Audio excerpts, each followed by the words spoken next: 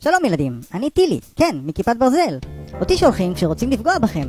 אני המגן החדש של מדינת ישראל. בואו אני אסביר לכם. זאת מדינת ישראל. לא זאת, זאת, כן. זאת מדינת ישראל. בתוך מדינת ישראל יש עוד מדינה, שהיא עדיין לא ממש מדינה, אבל קוראים לה עזה. בעזה יש המון אנשים.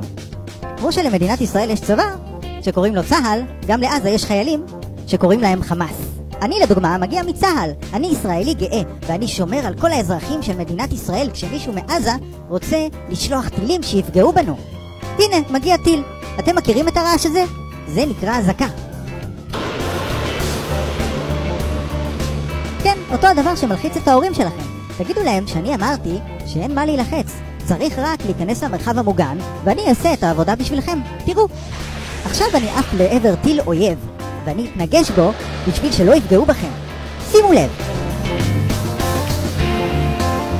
אני מצויד במחשב חכם שיכול לפגוע בכל טיל שנמצא בשמיים, בשביל שהוא לא ייפול על האדמה ויעשה רעש גדול. אבל מדי פעם תשמעו פיצוצים, לא להיבהל. אני עושה את הרעש. אני פשוט מגן עליכם מפני הטילים הללו של החמאס. אוהב אתכם. שולח נשיקות לכל עם ישראל. תזכרו, אם תראו שובל עשן בשמיים או תשמעו פיצוצים, זה אני, טילי, שלכם. אוהב נשיקות. עד שיהיה שלום, אני אהיה פה בסביבה.